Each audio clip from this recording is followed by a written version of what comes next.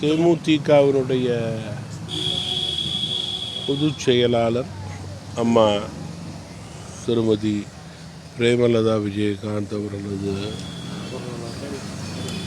அன்பு தாயார் மற்றும் தேமுதிகவினுடைய பொருளாளர் திரு சுதீஷ் அவர்களது அன்பு தாயார் மறைவிற்கு பிறகு நான் இன்று நேரடியாக அவர்களது இல்லத்திற்கு சென்று அவருடைய தாயார் மறைவு குறித்து ஆழ்ந்த இரங்கலை தெரிவித்துக் கொண்டேன். கடந்த 3-4 நாட்களாக நான் வெளி மாநிலத்திலே இருந்த காரணத்தினால் உடனடியாக என்னால் வர முடியாத சூழல்.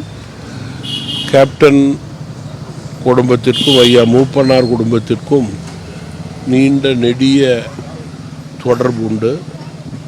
அந்த தொடர்பின் அடிப்படையிலே உடனடியாக அன்றே நான் வந்திருக்க வேண்டும்.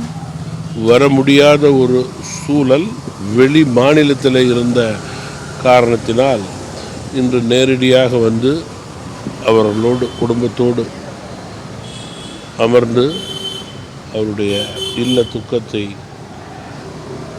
விசாரிக்கக்கூடிய சூழலை ஏற்படுத்தி கொண்டோம்.